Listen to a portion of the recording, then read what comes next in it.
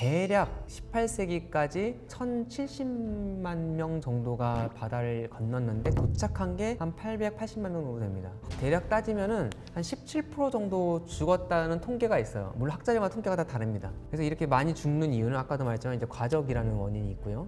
그리고 이제 그 안에서 산상발랄을 두려워서 되게 가혹하게 대한 측면도 있고, 그래서 또 병으로도 많이 죽고, 또 고문과 폭력도 엄청나게 행사합니다.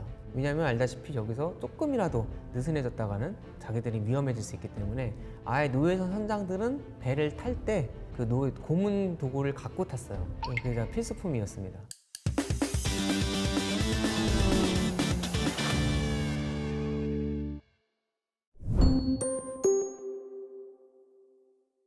우리가 농담 반 진담 반으로 여기 국경이 왜 이렇게 그어져 있지? 그럼 영국 사람들이 진출했던 거고, 여기 왜 이러지 하면 이제 영국 사람들이 사고 친 거고, 막 그런 얘기를 하는데, 그 영국이 어쨌든 세계적인 제국을 만들었기 때문에 제국을 만들었다는 건 어딘가에 쳐들어갔던 거고, 또 이제 그 지역 사람들에겐 결코 좋은 일은 아니었겠죠. 또 제국을 만들기 위해서 또 여러 가지 동력이 필요하잖아요. 돈도 필요하고 군사력도 필요하고, 그런 걸 마련하는 과정에서 분명히 과오가 상당히 큽니다. 대표적인 예로 이제 오늘 얘기하고 싶은 게 노예무역이에요. 노예무역은 분명 영국이 성장하고 경제적으로나 아니면 또 제국을 성장하는데 분명히 중요한 역할을 한 그런 산업이었습니다. 노예는 항상 있었죠. 그렇죠? 우리나라도 유사 노예가 있었잖아요. 노비 같은 것도 있었고, 뭐 다른 나라도 뭐 어디나 노예는 있었죠. 근데 이제 영국의 노예 무역이 독특한 거는 한 나라를 넘어 대서양적 차원에서 트랜스내셔널, 트랜스 아틀란틱 노예 무역을 했던 것이죠. 그래서 영국의 노예 무역이 독특하고요. 그리고 여기서 얻어진 부와 또 여러 가지 그런 경제적인 자원들이 영국의 성장에 분명히 도움을 주었다고 지금은 평가를 받고 있습니다. 영국이 처음 노예 무역을 시작한 건 아닙니다. 대서양 노예 무역 처음 어느 나라가 시작했을까요? 잘 모르겠네요. 프랑스. 그러니까 이제 대항해 시대라고 들어갔는지 모르겠는데, 이제 유럽인들이 신대륙을 발견하게 된 중요한 역할을 한 게 이제 콜럼버스였고, 그리고 이제 또 포르투갈은 아프리카를 거쳐서 인도까지 갑니다. 비슷한 시기에. 그래서 이 두 나라가 사실은 근대 초 유럽의 경제적으로 또 해군력 측면에서 봤을 때 강대국이었죠.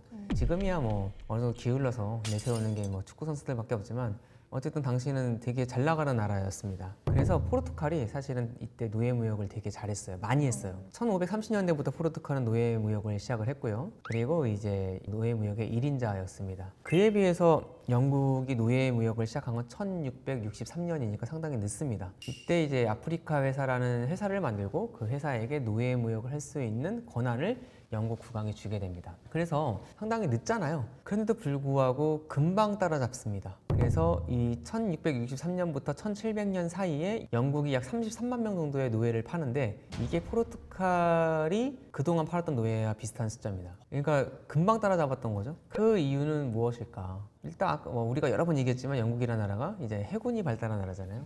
해군과 이 일반 배가 그렇게 구분이 되는 게 아니에요. 일반 배도 상선도 전쟁이라고 전쟁에 쓰는 겁니다. 그렇기 때문에 해군력이 약간 해운력이랑 약간 이게 등식이 성립하는 거죠. 또 영국이 노예 무역을 할 이유도 있었습니다. 왜냐하면은 저 지도를 보시면 카리브해라고 돼 있는 지역 있죠.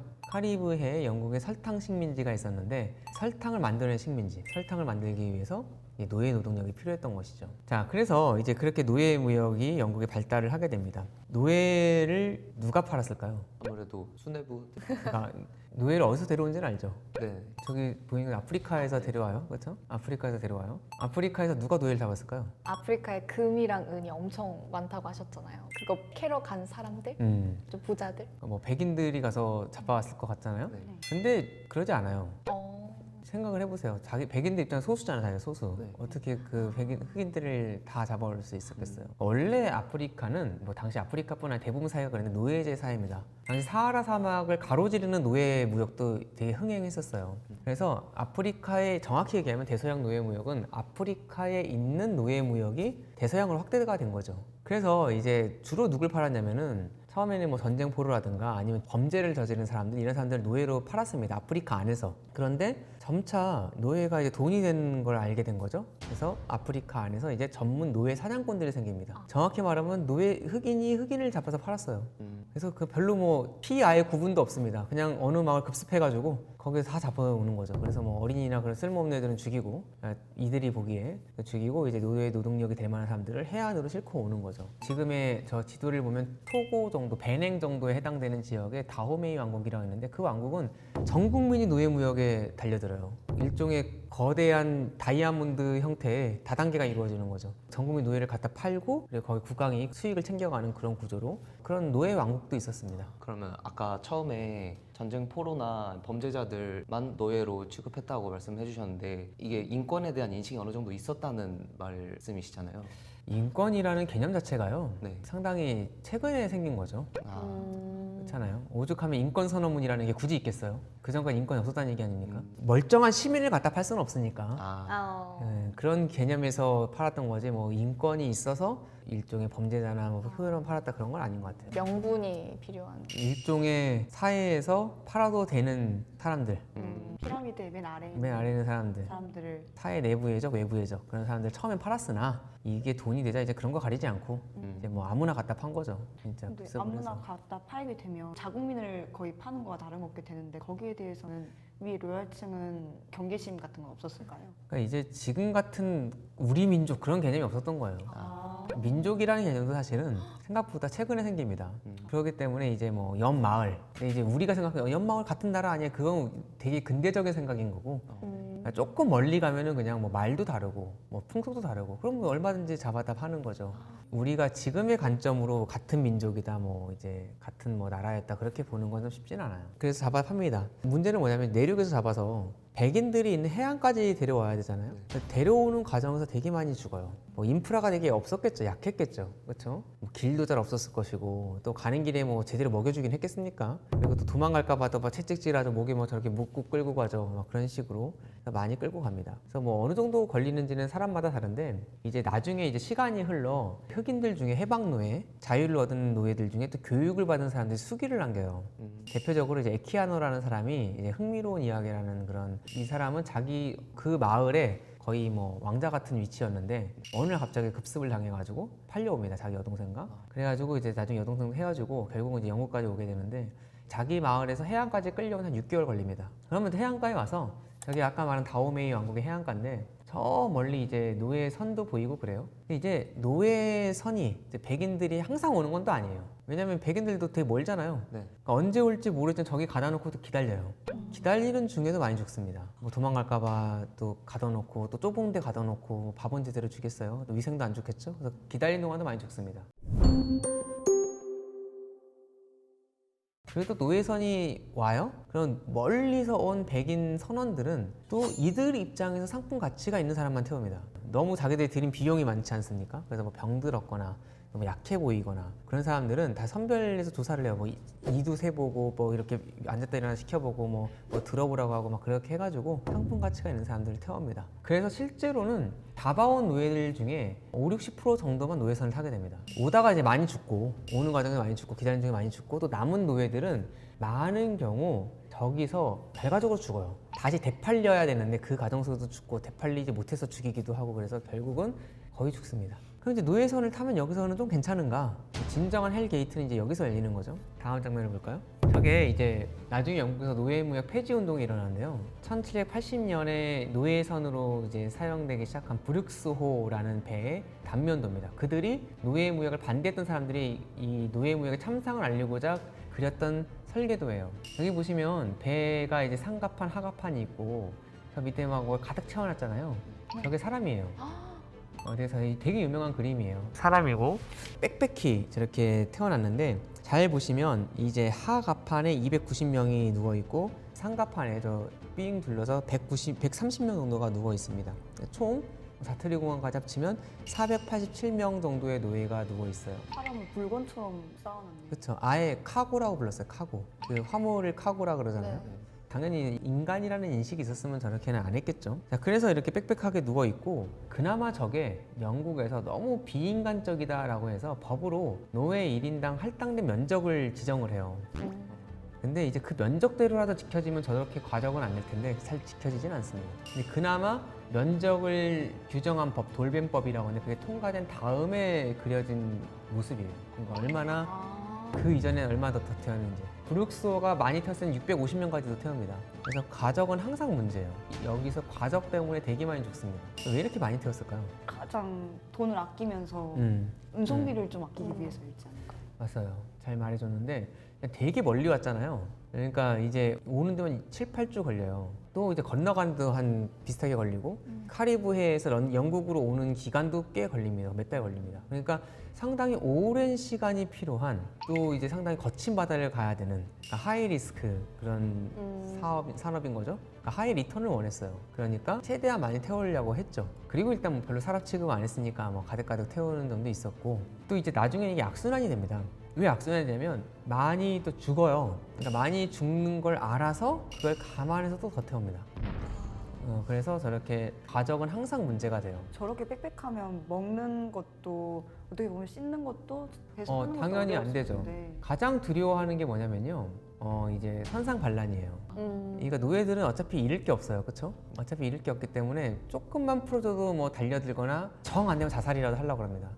그러니까 거의 안 풀어줘요. 밥 먹을 때도 완전히 풀어주는 경우는 없고 그냥 거의 하루 종일 묶여 있습니다. 그러면 이제 어떻게 되겠어요? 화장실 간다 뭐 보내주거나 그런 일도 없죠. 그러니까 그 안에서 배설이랑 그런 거 다 해결이 되는 거고 누워 있으니까 육창도 생기고 쇠사슬에 다쳐서 여기에서 또 피부병도 생기고 그리고 이제 뜨거운 열대 바다를 지나가잖아요. 그래서 여기서 이제 그 전염병이 되게 많이 돕니다. 이질 같은 거 돌고. 그래서 지나가는 이 중간 항로라고 합니다. 중간 항로, 이 미들 패시지라고 그러는데 아프리카 해안에서 카리브해까지 가는 이 중간 항로에서 어마무시하게 죽습니다. 얼만큼 죽었냐를 갖고 학자들이 지금도 논쟁이 많아요. 대략 18세기까지 1,070만 명 정도가 바다를 건넜는데 도착한 게 한 880만 명 정도 됩니다. 대략 따지면은 한 17% 정도 죽었다는 통계가 있어요. 물론 학자들마다 통계가 다 다릅니다. 그래서 이렇게 많이 죽는 이유는 아까도 말했지만 이제 과적이라는 원인이 있고요. 그리고 이제 그 안에서 선상발랄을 두려워서 되게 가혹하게 대한 측면도 있고 그래서 또 병으로도 많이 죽고 또 고문과 폭력도 엄청나게 행사합니다. 왜냐하면 알다시피 여기서 조금이라도 느슨해졌다가는 자기들이 위험해질 수 있기 때문에 아예 노예선 선장들은 배를 탈 때 그 고문 도구를 갖고 탔어요. 그게 다 필수품이었습니다. 예, 그래서 저기 보시면은 뭐 착고도 있고 그리고 저기 중간에 오른쪽 보시면 저기 저기 스페클럼 오리스라고 하는데요. 저 기구는 입을 여는 도구인데 어디 사용했을까요? 음식. 자살을 많이 하려고 그러는데 가장 좋은 건 바다에 뛰어내리는 잘 못하게 하잖아요. 그러니까 음식을 안 먹습니다. 그때 저걸로 이제 열어가지고 이제 음식을 넣는 것이죠. 그래서 말 그대로 엄청나게 죽습니다. 그래서 아까 말한 것처럼 이제 이게 악순환이에요. 많이 죽으니까 또 더 태워요. 그래서 이제 이 중간 항로에서 되게 많은 사람들이 죽습니다. 17% 정도 되는 사람이. 그래서 이제 떠다니는 뭐 무덤, 떠다니는 장례선 이런 별명이 들 정도로 이제 노예선의 악명이 높았죠. 이제 이렇게 해서 이제 도착하는 곳이 어디냐면은 바로 바다 건너에 있는 카리비안 해입니다. 이제 도착할 때쯤 되면요, 멀리 카리브 해에 있는 섬들이 보여요. 뭐 자메이카라든가 뭐 트리나 토바고라든가 섬들이 보입니다. 도망가도 잡을 수 있는 거리 정도가 되면 이렇게 갑판으로 올라오게 합니다. 그리고 이제 이때부터는 운동도 시키고 또 춤도 추게 하고 막 그럽니다. 왜 그러겠어요? 노예로서의 질을 상승시키기. 그렇죠. 좀 상품 가치를 높여야 되니까 운동도 시키고 억지로 춤도 추게 시키고 그렇게 합니다. 저기 보이는 저 장면이 유명한데 존 킴버라는 선장이 여자 노예들을 벌거벗은 상태에서 거의 헐벗었죠. 춤을 추게 시켜요. 갑판에서 억지로. 근데 16살, 15살 또는 16살 된 소녀가 너무 수치스럽잖아요. 감성 예민한 때고. 그래서 저걸 거부하자 이렇게 거꾸로 매달아가지고 죽을 때까지 매질을 했습니다. 저게 나중에 이제 영국에서도 밝혀져서 기소를 당해서 재판을 받게 되는데 결과적으로는 증거 불충분으로 풀려나죠.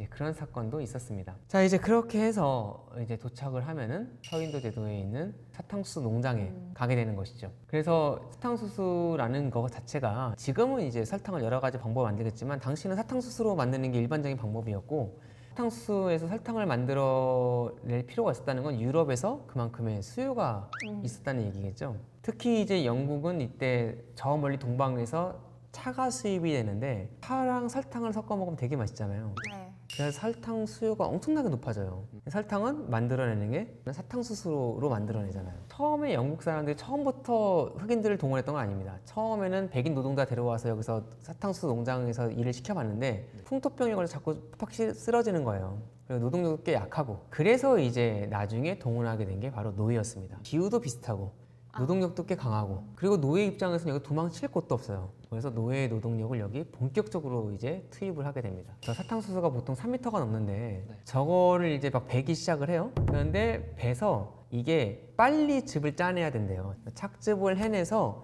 설탕까지 만들어낸 작업이 아주 스피디하게 이렇게 진행이 돼야 됩니다. 그래서 고강도 노동을 하는 거죠. 하루에 막 17시간까지도 막 노동을 하고 막 그렇게 됩니다. 저기 보이는 그림처럼 노예들은 저기에 와서 사탕수수 농장에 와서 사탕수수를 베는 작업, 또 농장으로 옮기는 작업, 또 착즙을 하는 과정, 그리고 착즙을 해서 저걸 끓여야 되죠. 그래서 설탕을 만들어내는 그 작업을 하게 됩니다. 저 과정에서 또 많이 고강도 노동의 사람들이 쓰러지거나 착즙기에 손이나 발이 끼어서 또 이제 뭐 불구가 되거나 하는 일도 되게 많았고요. 그래서 결국 저 설탕을 얻어내기 위해서 우리가 본 이 고강도 폭력 과정이 진행이 되는 거죠. 아프리카에서 누군가는 사람을 잡아서 해안까지 끌고 오고, 그 안에 되게 많이 죽죠. 해안에서 또 선별해서 이 노예선에 싣고, 노예선에서 되게 많은 사람들이 죽잖아요. 그 사람들을 또 살아남은 사람을 노예 농장으로 데려와서 그 사람들을 그렇게 노동력을 착취해서 만들어내는 게 설탕이었습니다. 그 사탕수수 그거를 노예를 시켜서 배서 짜내면 한 100g 정도, 각설탕 30개 정도가 나온대요. 그거를 얻어내기 위해서 이런 엄청난 폭력의 과정이 수행이 되었던 것이죠. 그래서 이게 이제 영국한테는 엄청난 이익이 됐어요. 그래서 이제 영국의 대부분의 해안가의 큰 항구 도시는 노예 무역을 했습니다. 뭐 브리스톨 아니면은 뭐 리버풀, 축구로 유명한 그런 도시. 왜 유명한 항구 도시겠어요? 다 노예 무역으로 돈 번 겁니다. 브리스톨, 리버풀, 런던, 이런 도시들이 서쪽의 해안가에 있는 대부분의 영국 항구 도시들은 사람들이 노예 무역에 직간접적으로 가담을 했습니다. 그래서 그 배에서 연직물, 총기, 대부분 총기가 되게 중요했어요. 아프리카 사람들한테는 그 총기를 싣고 이렇게 아프리카 서해안에 옵니다. 서해안에 와서 이제 결국은 이런 물건을 팔고 노예를 사죠. 그 돈으로. 그 노예를 싣고 이제 중간 해역을 건너서 카리브해까지 옵니다. 그래서 우리가 캐리비안 베이라고 불리는 그 지역, 용인에 있는 그 캐리비안 베이가 아니라 그 카리브해까지 오면은 저기서 이제 노예를 팔고, 또 그 돈으로 뭘 사냐면은 설탕을 사는 거죠. 그 설탕을 싣고 영국으로 오는, 우리가 저 상강무역이라고 그러죠. 이 상강무역이 이루어지고요. 이 상강무역을 통해서 영국이 돈을 얼마나 벌었는가, 이거는 정말 오랫동안 학자들이 그 수익성에 대해서 많이 논쟁을 벌였어요. 한때는 뭐 별로 노예 무역에 돈이 안 됐다는 얘기까지도 있었으나 지금 여러 경제학자들의 또 경제사학자들의 연구로 영국이 정말 많은 이익을 봤다는 거에 대해서는 큰 이견이었고요. 뭐 대표적으로 이제 영국 사람인데 옥스퍼드 대학에다가 하버드 대학의 경제학과에 간 역사학자가 있습니다. 경제사학자 닐 퍼거슨이라는 사람이 계산한 바에 따르면, 이 사람도 정확히 말하면 다른 사람의 계산을 인용한 건데, 영국이 이제 18세기에 한 300만 명 정도 노예를 팔았다고 치고 수익률을 8에서 10%라고 했을 때, 이거를 이제 영국이 지금 만약에 아프리카 사람들한테 배상을 해줘야 된다면 얼마를 해줘야 될까? 230조 달러. 230조 원도 아니라. 달러. 이거 학자들마다 이제 계산이 달라요. 하지만 이렇게 계산을 하는 사람이 있을 정도로 영국은 큰 이익을 받습니다. 그래서 노예 무역이 이렇게 범대서양적으로 이루어지고 있었던 것이죠. 선생님, 저 궁금한 게 하나 있는데, 저때 당시에 해적이 활동하는 시기랑 겹치지 않았나요? 해적은 항상 있어. 지금도 있어요. 아, 해적은 지금도 있고, 해적의 역사가 있는 거죠. 이제 처음에는 스페인, 포르투갈이 막 이렇게 인도 아니면은 뭐 남아메리카, 하여튼 아메리카 왔다 갔다 하면서 많은 물품도 갖고 오고, 뭐 말 그대로 금은 보화를 갖고 오기도 하고 그러잖아요. 네. 그러니까 원래 해양 국가들은 해적이 있어요. 네. 원래 해양 국가들은 뭐 일본 생각해 보세요. 옛날에 외국 있고 막 그랬잖아요. 아, 네. 그런데 이제 해적들 중에 국왕이 아예 해적질을 할 수 있는 인가장을 주는 해적들이 생겨요. 왜? 이 사람들이 스페인과 포르투갈 배를 노략질을 하고 일부를 국가에 바치는 거죠. 이런 사람들을 사락업자라고 합니다. 사락 허가증을 줘요. 너는 이제 약탈을 해도 돼. 국왕이 허가장을 주고 대신 수익의 일부를 국가에 바치는 거죠. 이런 사람들이 초기 해적이에요. 이 사람들이 초기에는 영국 해군을 일으키는 데 큰 공헌을 합니다. 예를 들어서 스페인과 영국의 엘리자베스 1세 때 전쟁을 벌여요. 네. 스페인의 무적 함대가 영국을 쳐들어온단 말이죠. 이때 영국이 이기거든요. 네. 그래서 영국의 해군력이 커지게 되는데, 이때 부총사령관을 했던 드레이크, 원래는 해적 출신이죠. 이런 해적들이 있었고, 조금 발전하면 이 카리브해에서 민간인들이 해적들이 이게 돈이 되네 해서 여기 숨어 살면서 스페인 배, 포르투갈 배를 약탈을 해요. 민간인들이. 이슬 버키니어라고 그래요. 버키니어. 이 사람들이 카리브해에 많이 활약을 했고 여러분이 잘 아는 그 카리비안의 해적들 조니 뎁이 약간 2단계 해적이에요. 카리브해에 상주하면서 그 배들 약탈했던. 그리고 이제 현대 해적도를 발전하는 건데 지금 우리가 설명하는 시기는 이제 해적의 전성기는 아니죠. 좀 지난 거죠. 그럼 사실 이 아프리카 땅에서 노예들이 백인들을 어떤 식으로 생각을 했을지가 궁금해요. 되게 두려워했어요. 아. 되게 두려워했고 아까 말한 에키아노도 배에 탈 때 그러니까 자기 그 옆에 있는 노예한테 저들이 우리를 잡아먹을 거냐 우리 잡아먹으려고 지금 태워가는 거냐 그렇게 물어볼 정도로 너무 낯선 존재인데 막 희고 막 폭력을 행사하니까 되게 무서웠겠죠. 그래서 한마디로 백인은 공포의 대상이었죠. 실제로도 공포스럽게 대했겠죠 또. 근데 백인들은 또 흑인들을 어떻게 생각을 했을까? 일단 사람으로 안 봤죠. 그거는 뭐라고 그래야 되나요? 너무 서로 간에 너무 낯선 존재인 거예요. 서로가 너무 낯선 존재이고 백인들이 보기에는 요즘 말로 해석을 하면 문명 발달도가 되게 낮잖아요. 네. 네. 그러니까 실제로 그러진 않았죠. 백인들이 보기에. 그러니까 되게 하등한 그런 존재를 봤던 거죠. 에이브람 링컨 대통령 알죠? 네. 그 사람이 노예 해방을 하잖아요. 에이브람 링컨이 생각했던 노예 문제의 해답은 뭐냐면 되게 그렇게 정말 흑인을 사랑했던 대통령이었지만 노예 문제의 해결책은 뭐였냐면 노예들을 다시 아프리카에 돌려보내는 거였어요. 그러니까 너무나 서로 간에 발달의 정도가 다르기 때문에 같이 살기가 어렵다고 봤어요. 링컨도 그렇게 생각했을 정도로 일반적으로 백인들은 흑인들을 너무나 낮은 인간으로 봤던 거죠. 너무나 낯선 존재였고 그리고 한쪽은 너무 공포심으로 바라봤고 한쪽은 너무나 하등한 존재로 바라봤던 게 당시의 모습이었죠. 자, 그러다가 이제 알다시피 노예는 없잖아요. 네. 지금 이제 노예가 결국 없어집니다. 영국이 항상 병주고 약주는 나라인 게 이렇게 노예 무역을 이렇게 엄청나게 쓰면서 또 스스로 노예 무역을 없애요. 이런 또 과정이 있습니다. 그러니까 노예 무역은 항상 있었기 때문에 사람들이 노예 무역을 그렇게 잘못했다는 생각을 잘 못했어요. 예를 들어서 혹시 어메이징 그레이스라는 찬송가 아나요? 네. 예, 알죠? 뭐 나 같은 지인 살린 주은이 놀라워. 어메이징 그레이스, How Sweet the Sound 하는 거 있잖아요. 네. 그 찬송가를 작사한 사람이 존 뉴턴이라는 사람입니다. 나중에는 목사님이 되지만 처음엔 노예무역선 선장이었어요.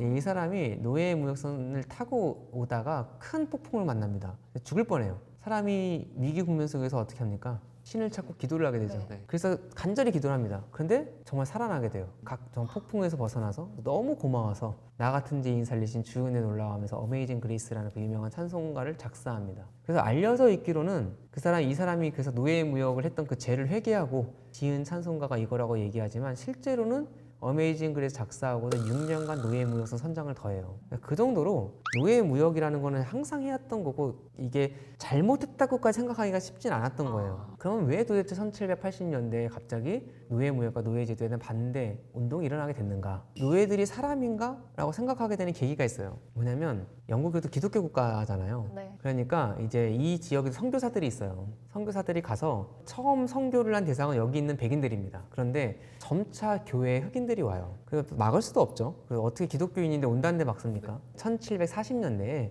이제 미국 사회에서 되게 중요하게 다뤄진 대각성 운동이라는 게 있습니다. 일종의 좀 기독교 부흥이 일어나요. 그래서 흑인들이 백인들의 교회에 오기 시작을 합니다. 그러면서 이제 일부 백인들이 조금 고민을 하게 돼요. 그동안 되게 열등하게만 바라봤는데 이들도 영혼이 있죠. 이거 영혼이 있다는 거를 부정하기가 어려운 거예요. 그리고 그러면 이들도 예수를 믿으면 구원을 받는다는 걸 부정하기가 어려운 거죠. 자, 그럼 구원을 받을 수 있는 존재라면은 이들이 과연 열등한 존재인가? 이들도 인간이 아닌가? 라는 생각을 하게 되는 거죠. 이런 생각이 점점점 퍼져나가게 됩니다. 그리고 오히려 이렇게 옆에서 대하다 보면 이들이 인간이라는 생각을 어떻게 안 하게 되겠어요. 그렇죠? 그래서 이 노예제에 대한 어떤 의구심이 점점 퍼져나가게 돼요. 점차 퍼져나가게 되고 특히 이제 북아메리카 식민지에 퀘이커라는 집단이 있었는데 퀘이커는 상당히 평등지향적인 그런 기독교 종파였습니다. 그들을 중심으로 이제 반노예제 운동이 점차 일어나게 돼요. 그러다가 이제 1780년대부터 이 영국에서 반노예제 운동이 일어나게 됩니다. 그럼 도대체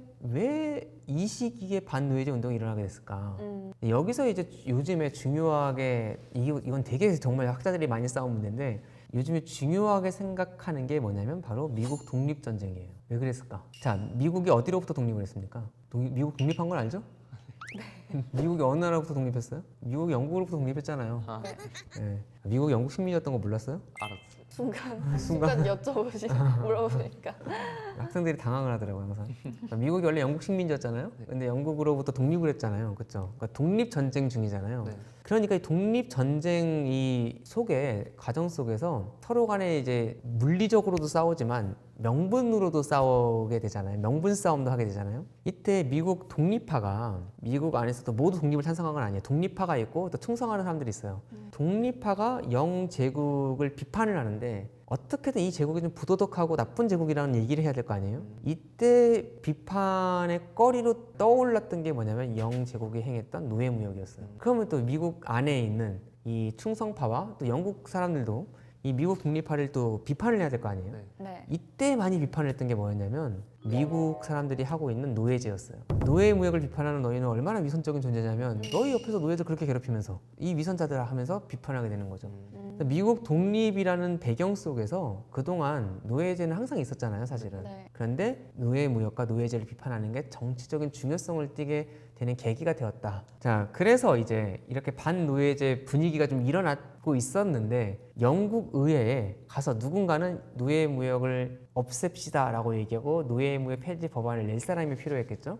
이 역할을 한 사람이 있습니다. 바로 누구였냐면 당시 29살이었던 영국의 하원 윌리엄 윌버포스라는 사람이 있었어요. 영국 사람들은 되게 존경합니다. 항상 영국 사람들의 존경한 사람 하면 30위 안에 되는 사람이고 되게 유명한, 그러니까 예를 들어서 우리나라 애들한테 한글 누가 만들었지? 하면 세종대왕이요 얘기하듯이 노예무역 누가 폐지했지? 그러면 윌리엄 윌버포스요 라고 얘기할 정도로 유명한 사람이에요. 한국에는 잘 안 알려져 있지만. 그래서 이제 윌리엄 윌버포스라는 하원 의원이 있었습니다. 이 사람은 되게 집안이 좋았어요. 그러니까 엄청난 부자 집안이었고 17살 때 자기의 집안의 어른들이 돌아가셔서 상속하고 이제 캠브리지 졸업한 다음에 21살 때 이제 헐이라는 그 항구 도시에서 되게 손쉽게 하원 의원에 당선이 됩니다. 왜냐면은 당시는 김영란법이 없었기 때문에 이렇게 뭐 한번 싹 뭐 뇌물 같은 거 돌리고 쉽게 당선이 돼요. 지금 같으면 큰일 나겠지만. 그러다가 24살에 영국에서 가장 좀 중요한 지역구, 크고 산업혁명의 중심지여서 아주 돈도 많은, 우리나라로 치면 약간 뭐 종로나 강남 정도 되는 그런 지역구인 요크셔에서 당선이 됩니다. 그러니까 되게 24살의 인생을 종합을 해보면 되게 잘 나갔죠.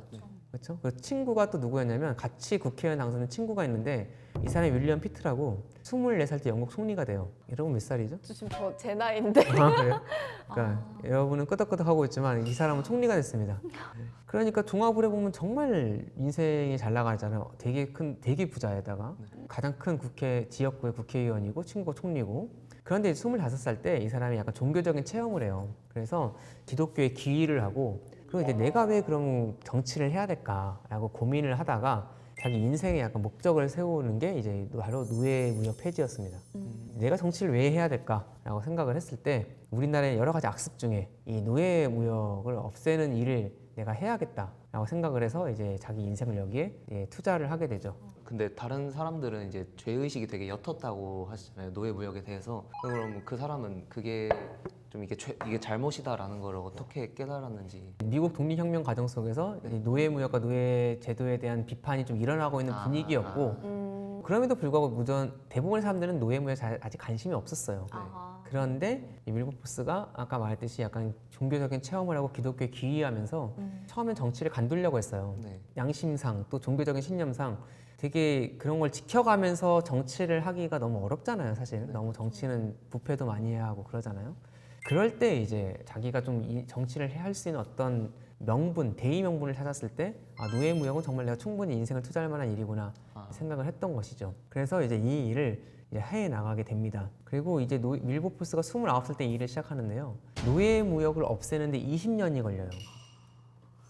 그러니까 그 정도로 노예무역은 아까 말했지만 없어지기가 쉽지 않았어요. 일반 사람들은 아직 별로 큰 관심도 없고 노예무역이 이렇게까지 정말 잔혹한 거라고 생각을 잘 못했죠. 너무 먼 곳에서 일어난 일이고 또 알아도 경제적인 이익 때문에 눈을 감는 사람도 많았고 또 영국 입장에서 이걸 없앤다고 치면 너무나 경제적인 손실이 크잖아요. 네. 그렇죠. 그래서 노예무역은 더 없어지기가 어려웠고요. 특히나 노예무역 폐지 운동이 한참 진행될 때가 1790년대인데 네. 이때는 프랑스에서 혁명이 일어났습니다. 그리고 프랑스 혁명 정부랑 영국이 전쟁을 하게 되고 이런 국면에서 약간 과격한 주장은 약간 혁명과 연관된 것처럼도 비춰졌어요. 그래서 노예무역 폐지가 그렇게 쉽지 않았습니다. 많은 사람들이 되게 위험한 사상이라고 생각을 많이 했어요. 근데 이때 그래서 윌버포스가 또 그가 혼자 한 건 아니고 이제 윌버포스와 뜻을 같이 한 정치인들이 영국 국회 안에 있었어요. 이 사람들이 이제 그래서 많이 이제 공부를 하고 또 주장을 바꿔갑니다. 처음에는 너무 이거는 비인간적이다, 너무 잔혹하다라고 접근을 해보지만 사람들이 또 공감도 하지만 경제적인 이해관계나 그런 때문에 이제 못 없애는 거죠, 국회의원들이. 그러니까 이때 이제 뭘 많이 인용을 하냐면 바로 아담 스미스로 대표되는 고등 경제학자들의 이론. 그러니까 아담 스미스가 지금이야 고등 경제학자지 당시는 신상 경제학자잖아요. 아담 스미스 국부론에서 상당 부분을 할애해서 이제 강요된 노동보다 임금 노동이 훨씬 이익이 된다는 걸 얘기를 해요. 그런 경제학 이론을 갖고 와서 경제학의 상식이잖아요, 그렇죠? 우리 경제학과 다니는 학생. 당연히 강요된 노동보다 임금 노동이 훨씬 더 효율적이죠. 네. 이런 이론도 갖고 오고 또 이제 영국이 이 선원을 길러내는 것, 이 해양에서 일을 할 수 있는 인원을 길러내는 게 상당히 오랜 시간이 걸리는데 노예무역을 낭비하는 게 과연 우리나라에 이익이 되는 것인가? 라는 그런 식의 담론도 많이 쓰고 또 이때 중요했던 게 노예무역 폐지 운동에서 대중들이 동원이 됩니다. 이게 상당히 새로워요. 왜냐하면 당시 대중이 정치에 나선 일이 없어요. 대부분의 나라들이. 정치는 아주 소수의 엘리트들이 하는 거죠. 근데 영국은 국회의원 선거를 하잖아요. 이러니 저러니 해도. 그러니까 이제 윌버포스의 동료들이 전국을 돌아다니면서 노예무역 폐지 협회를 만듭니다. 각 카운티별로. 여기서 뭐라는가? 유권자들, 그러니까 그의 가족들의 노예무역 폐지 청원서 사인을 받아서 영국 국회에 노예무역을 폐지해달라는 청원서를 받아가지고 이렇게 계속 국회에 보내요. 국회의원들이 출근하면서 자기 지역에서 온 노예무역 폐지 청원서를 보면서 일부러 시각적 효과를 주기 위해서 종이를 이렇게 둘둘 맙니다. 되게 커요. 큰 두루마리 문제에 큰 압박을 받겠죠. 그리고 이제 설탕 불매운동도 합니다. 여러분 그 2000년대 초반에 스타벅스 불매운동이 있었던 거 알아요? 왜냐면 이 아프리카에서 스타벅스 지금 아메리카노 한 잔이 얼마죠? 4,800원? 4,800원. 5,000원? 아프리카에서 커피빈을 따는 농가는 얼마나 벌까요? 되게 적은 말도 못하게 조금 벌어요. 네. 뭐 몇십 원 단위로. 옛날엔 그랬어요. 그러니까 이거에 대해서 이제 사람들이 많이 불공정하다라고 얘기하고 불매운동이 일어나자 스타벅스를 비롯한 대형 커피 브랜드들이 이제 페어 트레이드를 하겠다고 선언을 하죠. 네. 그래서 우리나라는 안 그런데 다른 나라 가보면 스타벅스 컵에 페어 트레이드 마크가 붙어 있어요. 그 이런 효과를 노리는 거죠. 그래서 서인도 제도에서 노예가 만든 설탕 불매운동을 벌여요. 그리고 인도에서 온, 거기서 온 설탕을 먹는 운동을 벌입니다. 이런 식으로 하면서 대중의 인식이 많이 바뀌었겠죠. 그래서 20년 만에 1806년에 선거가 있었는데 선거에서 영국도 여러 정파가 있는데 정파를 초월해 사람들이 이제 나는 노예무역에 찬성하는지 반대하는지 밝히고 후보들이 나왔고 노예무역 폐지파가 결국 대승을 거둡니다. 그래서 1807년 2월에 영국에서 20년 만에 노예무역 폐지 법안이 큰 격차로 230 몇 대 16표로 승리를 거두고 노예무역 폐지 법안이 통과가 됩니다. 그래서 노예무역이 없어져요. 이걸로 끝일까요? 아니요. 사람들의 인식까지 다 바꿀지는 못했을 것 같다고 생각하는데 이 당시는 어땠을까요? 말 그대로 사람들의 생각이 바뀌어야지 노예들이 진정한 자유를 얻어야 되는데 그 길은 아직 멀었어요. 그래서 사실 노예무역을 없앤 이유도 노예를 없애면 노예 공급이 없어지는 거잖아요. 노예 무역을 없애면 그럼 이제 저기 남아있는 노예들이 시간이 흐르면 결국 이제 노예가 없어질 거라고 봤던 겁니다. 왜냐하면 당시에 노예들은 결혼을 안 시켰어요. 여러 이유가 있습니다. 일단 저런 상황 속에서 누가 결혼을 하려고 하겠어요, 그렇죠? 그리고 물론 억지로 막 애 낳기 위해서 하는 경우는 있지만 또 이제 당시에 나름 기독교를 표방하는 나라고 해서 그거는 좀 제약시하는 면도 있었고 또 가족을 이루게 하면은 또 따로 살게 해야 되는데 그것도 비용이 들어가는 문제고 문제는 가족을 이루면 나중에 팔 때 어려워요. 물론 억지로 떨어뜨려야 되잖아요. 그게 하려면 하지만 또 저항도 크고 그래서 그리고 이제 자연 면식도 잘 안 되고 그 안에서 생산으로 보진 않나. 그러니까 그렇게 하는 사람도 있었지만 이제 실제로는 남자 노예 사는 곳, 여자 노예 사는 곳 가려 이렇게 하는 경우가 많았습니다. 그러니까 더 그 부작용이 더 크다고 봤던 거죠. 같이 살게 했을 때. 그래서 번식이 없진 않았지만 일반적이진 않았어요. 그래서 한마디로 노예가 자가 생산이 안 되는 거예요. 그래서 노예 무역을 없애면 노예 제도는 결국은 사라지겠지. 그 사이 사람들 인식이 변하겠지라고 생각을 했던 것이죠. 근데 이제 문제는 뭐냐면요. 여러 가지 문제가 있는데 첫 번째로 다른 나라들이 노예 무역을 계속합니다. 그러니까 이게 문제가 더 돼요. 다른 나라가 노예 무역을 하고 몰래도 밀수도 하고 막 그렇게 되는 거죠. 그래서 영국이 착한 나라에서가 아니라 기양 우리나라가 노예 무역을 안 했으면 다른 나라도 안 해야 돼요. 그렇죠. 이익 때문에. 그렇네요. 걔네들이 이익을 보잖아요. 네. 그 괜히 영국만 더 손해를 보는 거예요. 음. 그래서 영국이 착한 나라에서가 아니라 영국이 노예무역 없애고 나서 약 반세기가량 다른 나라 노예무역을 없애는 노력을 합니다. 함대를 파견해가지고 결국 대서양 노예무역이 종식이 되지만 그건 꽤 시간이 오래 걸리는 일이었어요. 그리고 이제 이런 상황이었고 두 번째로는 시간이 흘러감에 따라 그럼 이제 노예가 점점 줄어들고 노예에 대한 처우가 좋아지겠지 했는데 막상 그러진 않는 거예요. 계속해서 노예 농장에서 일어나는 그런 말도 안 되는 그런 정말 핍박 사례, 뭐 학살 뭐 그런 것도 계속 보도가 되는 겁니다. 그래서 윌버포스를 비롯한 그 반노예제 세력이 생각을 바꾸게 됩니다. 결국은 노예 제도를 없앨 수밖에 없구나. 노예 제도를 이제 없애야지만 이 문제가 끝나겠구나라고 생각을 바꾸게 되는 거죠. 그래서 이제 노예 무역을 없애는데 꽤 시간이 걸려요. 26년이 걸리는데 근데 문제는 뭐냐면 이제 어떻게 없애야 될까요, 그러면? 수요를 막아야. 아니 그 노예 무역을 없애는데 안 되잖아. 노예 제도를 없애야 되는데 일단 해방부터. 해방을 미국식으로 노예 해방을 선언할 수도 있어요. 네. 해방을 하면 서인도 제도에 사는 노예 농장주들은 가만히 있을까요? 그럼 그 사람들에게 어느 정도 이익을 배분해주고 돈으로 회유하는 방법이. 되게 잘 말했어요. 그러니까 사실 그래서 방금 말한 것처럼 그런 안이 나오는 거예요. 한쪽은 잘못된 거잖아요, 노예 무역이. 그 노예 무역으로 얻은 그러니까 불법적인 행위로 얻은 불법 자산이잖아요. 그러니까 해방시키고 한마디로 이제 몰수하자. 그렇게 이제 몰수하자라는 그런 주장을 하는 사람들이 많았고 대부분의 반노예 정치가들은 그렇게 주장을 했습니다. 여기 예상되는 그런 부작용이 있죠. 아마 극심한 반발을 하겠죠. 이 농장주들이 극심한 반발을 하겠죠. 그리고 영국은 또 이미 산업혁명을 거쳐서 자본주의 국가가 됐기 때문에 어쨌든 재산권을 무시하고 그걸 뺏는 거는 상당히 좀 무리가 있었어요. 그래서 다른 한편으로 방금 학생이 잘 말했듯이 그럼 차라리 국가가 배상을 해주자. 그러면 이제 저항도 좀 떨어지고 이제 좀 더 스무스하게 노예 해방이 되지 않겠느냐라고 생각하는 사람들이 있었습니다. 이들이 약간 오히려 소수였어요. 그래서 이제 노예 무역 반노예제 세력 안에 갈등이 있었던 거죠. 주로 신세대 좀 젊은 사람들은 약간 과격한 면이 있으니까 빨리 노예 해방하자, 몰수하자라고 했고 9세대는 아니다. 협상을 통해 천천히 하자라고 얘기했는데 이때 윌버포스가 다시 한번 활약을 합니다. 윌버포스는 이제 국회의원을 46년간을 하는데 오랜 시간 동안 노예 제도를 없애기 위해 싸우면서 어떻게 보면 약간 현실을 아는 정치가였죠. 그리고 약간 세상에 돌아가는 이치를 아는 정치가였죠. 물론 이제 이론상으로는 되게 잘못된 일이고 노예를 몰수하는 게 맞겠지만 그렇게 되면은 정말 극심한 반발로 오히려 노예 해방만 더 늦춰질 수밖에 없겠죠. 그리고 이제 그런 걸 깨달은 것 같아요. 결국 개혁이 언제 성공하는지 아세요? 가장 위태로울 때.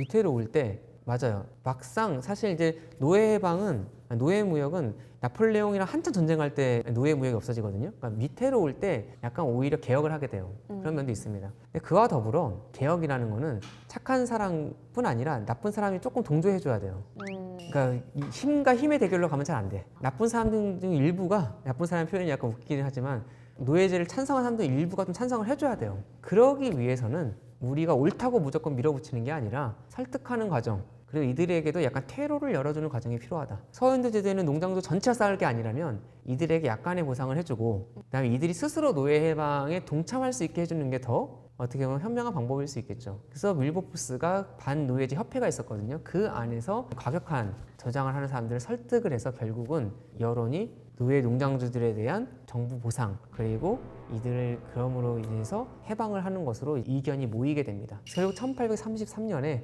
영국 정부는 2천만 파운드를 들여서 결국 서인도 제도에는 노예 농장주들로부터 노예를 삽니다. 그리고 그렇게 해서 해방을 해주죠. 2천만 파운드가 얼마인가 이제 감이 안 오시잖아요. 이게 당시 영국 1년 국가 예산의 40%였어요. 갑자기 1년 예산의 40%를 쓰면 나라가 안 돌아가잖아요. 네. 그래서 국채를 발행을 해요. 국가가 이제 빚을 진 거죠. 이거를 영국에 다 갚은 게 2016년이었어요. 어머, 되게 최근이네요. 네. 아. 엄청난 국가 예산을 들여서 이 노예 문제를 해결을 했죠. 이 과정에서 시민들의 반발은 없었을까요? 그러니까 사실은 이 반노예제 운동에 반세기가는 걸린 것 같아요. 노예무역 없애는 20년, 노예제 없애는 26년이 걸렸잖아요. 이 기간 동안 이 일을 해낸 정치가들이 있었던 것도 되게 중요하고 그들의 정치가들이 결국 이 하는 이 과정 속에서 시민들의 생각도 많이 바뀌었겠죠. 영국은 투표를 하는 나라잖아요. 네. 여론과 괴리되는 정책을 할 수는 없어요. 네. 반대로 대중 여론이 상당히 반노예제적이었기 때문에 이 일이 가능했던 거죠. 윌버포스라는 사람이 지금 존경을 받는 이유는 단순히 악습을 하나 없앤 게 아니라 영국인들의 어떤 도덕적인 관념, 가치관 이런 거를 바꿔놓는 되게 중요한 역할을 한 사람이었어요. 그리고 이 사람이 27살 때 내가 왜 정치를 하는가? 결국 이제 노예무역, 노예제 이걸 없애기 위해서 정치를 하겠다라고 자기의 인생의 목표를 세웠다고 했잖아요. 이걸 다 잃었다는 듯이 영국 정부가 2천만 파운드를 지급하기로 결정한 소식을 듣고 3일 후에 세상을 떠나게 됩니다. 2833년에 그렇게 해서 그의 인생도 마쳤고 영국은 노예 제도까지 없애게 되죠. 그러면 이 노예 무역 폐지 자체가 좀 역사적으로 갖는 의의가 있을까요? 상당히 크죠. 일단 영국이란 나라에서 노예 무역을 왜 없앴을까 생각을 해보면 어떤 걸 한 가지 요인을 설명할 수 없고 복합적일 텐데 일단 영국은 당시 산업혁명이 일어나고 있었습니다. 18세기 말 19세기 초 그리고 이제 1820년대가 되면 이제 이미 1차 산업, 농업이 아니라 이제 2차, 3차 산업에서 나오는 부가 더 많아지거든요. 비율이 높아지거든요. 즉 산업국가가 됩니다. 즉 노예 무역의 폐지와 노예제의 폐지는 영국의 산업구조 변화를 반영하죠. 그렇죠? 영국 계속 농업국가였으면 계속 토지 노동력에 의존하는 토지의 산물과 그 노동력에 의존하는 나라면은 노예 무역 폐지와 노예제 폐지가 있기는 어려웠을 겁니다. 한편으로는 영국의 산업구조의 변화, 또 제국의 동력이 되는 그 자본이 어디서 나오는가? 그거가 바뀌어가는 과정을 보면 노예제 폐지가 보여주죠. 또 이제 영국이 노예제와 노예무역과 노예제 폐지를 통해서 거기서 얻었던 도덕적인 그런 블레임, 도덕적인 비난을 극복을 하게 되죠.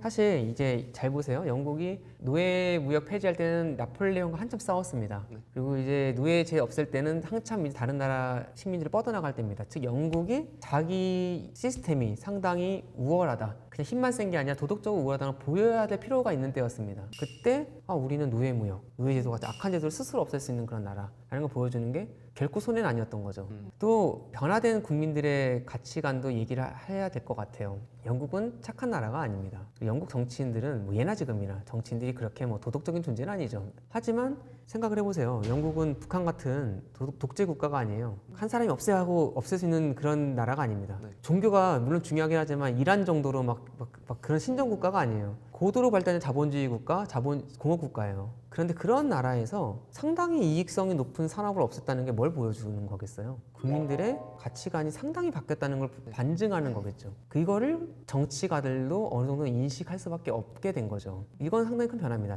영국이 착한 나라가 됐다는 얘기가 아니라 이거를 인식할 수밖에 없는 사회가 됐다는 거는 상당히 중요한 변화죠. 그런 점에서 노예무역 폐지 운동은 의의가 있습니다.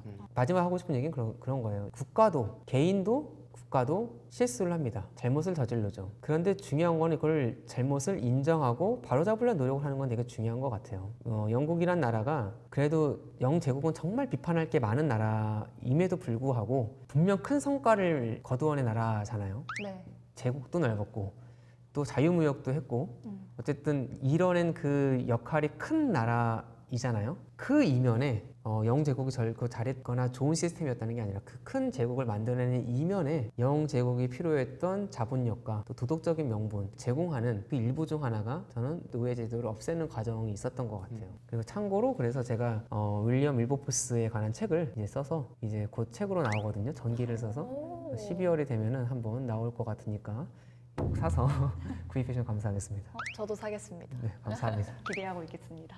사실 저는 원래 한국사 쪽에만 관심이 있어서 이 부분에 대해서 잘 알지 못했는데 교수님이 이렇게 나긋나긋 얘기를 해주시는데도 귀에 너무 잘 들어와서 교수님 수업 참관을 하고 싶을 정도로 그래서 너무 재밌게 잘 들었던 것 같습니다. 네. 오늘 이야기 통해서 어떠한 역사든 이득이 걸려있는 문제가 있지만 결국 인권 그리고 인간의 존엄성, 인간의 삶 이런 것들을 잃어버리지 않는 역사를 들을 수 있어서 되게 좋은 시간이었던 것 같고 굉장히 저로서도 생각을 해볼 수 있는 뜻깊은 시간이었던 것 같습니다. 제가 평소에 너무 궁금해했던 부분들이었는데 이제 가려운 부분 이렇게 긁어주듯이 너무 포인트로 잘 설명해 주셔서 너무 재밌게 들어서 감사합니다. 감사합니다. 저도 아주 학생들과 이렇게 혼자서 떠드는 게 아니라 학생들과 같이 이렇게 대화하면서 얘기할 수 있어서 너무 좋았습니다. 감사합니다. 네, 오늘 함께 해주신 윤영희 교수님 감사드립니다. 네, 그럼 세상연구소는 다음에 다른 소식들로 찾아오겠습니다.